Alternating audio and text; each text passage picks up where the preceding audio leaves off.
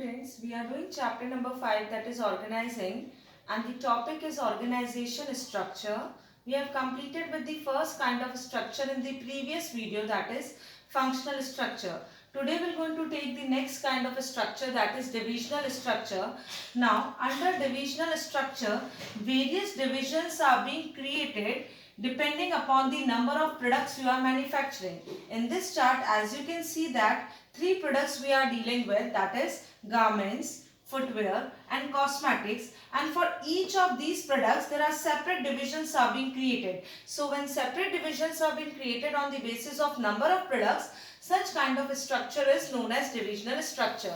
Now divisional structure is suitable when size of organization is large and we are dealing in multiple products. You can see that we are dealing in more than one product. We are not dealing only in garments, but we are also dealing in footwear and cosmetics. So we are dealing in multiple products. At that time divisional structure is suitable. Second, this structure is suitable when we want to create more of the divisions or want to introduce a new product line or want to create more of the departments. Okay. Thus, we can say that suppose if we want to introduce another one, say gym supplements as a new product line, at that time divisional structure is suitable. So this is particularly suitable when organization size is large, when we are dealing in multiple products, when different groups are to be created on the basis of different products, new lines are to be introduced or new departments are to be created. Now we are going to do merits and demerits. Now we are going to do merits of divisional structure. The first one is product specialization.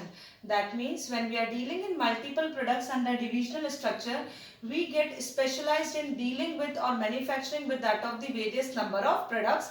हम हर product को manufacture करने में माहिर हो जाते हैं, चाहे वो गारमेंट्स हो, चाहे वो कॉस्मेटिक्स हो, चाहे वो फुटवेयर हो. Coming to the second one, greater accountability. Accountability means answerability. Now, under divisional structure, there can be a greater accountability as the department which has suffered the losses, they can be directly held accountable for that. आपकी जवाबदारी बहुत clearly बन जाती है divisional structure में. Suppose जिस footwear department ने direct profit कमाया उसे डायरेक्ट क्रेडिट दिया जाएगा, जिसमें लॉसेस हैं उसको अकेले को जिम्मेदार ठहराया जाएगा. So such kind of greater accountability is there in case of divisional structure.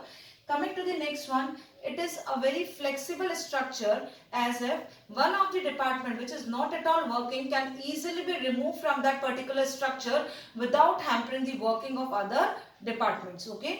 किसी भी एक डिपार्टमेंट में जिसमें लॉसेस है और उसे हटाना है तो आराम से हटा सकते हैं without disturbing the working of the remaining departments.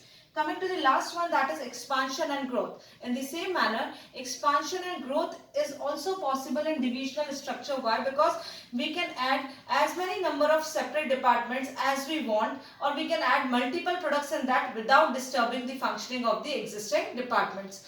So here we have done that. We become expert in manufacturing multiple products. Greater accountability is there as we can just make responsible only those departments who are suffering with the losses. Flexible enough as we can remove those departments without hampering the whole organization by eliminating those departments from the organization.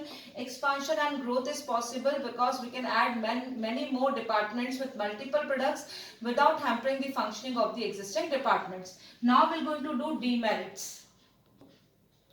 Now we're going to do the demerits. First one is, it is a very costly affair, or we can say that divisional structure is quite costly because dealing in that of multiple products with separate divisions for each and every product will make it as a quite costly because we need to add different multiple products. At that time infrastructure and human resources are required at a large scale, and this makes the whole affair as a very costly affair. Coming to the second one, chances of conflict. Now, there can be the chances of conflict among several departments regarding the provision of funds. Suppose we have provided more funds to that of garments, but we have provided less funds to that of the cosmetics. At that time, there can be a chances of conflicts regarding the profit earning or losses faced. Coming to the third one, ignoring the overall organizational objective. Now here, all the particular products will become product empires. They will going to think of their own profit, thereby ignoring the overall organizational objective. Garment department वाला सोचेगा हमें हमारे profit से लेना देना है, बाकी दोनों लॉसेस में भी आए तो हमें क्या फर्क पड़ता है. In the same manner, cosmetic department will also think like that. Therefore, overall organizational objective is ignored in case of divisional structure. Why it is costly? Because it is dealing in multiple products and each multiple product have different divisions under it. Why it is, and there is a chances of conflict because regarding the usage and supply of funds there can be a chances of conflict.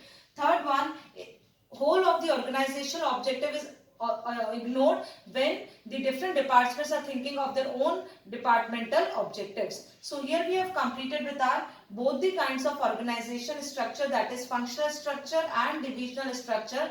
We'll catch the next topics in the next video. Thank you.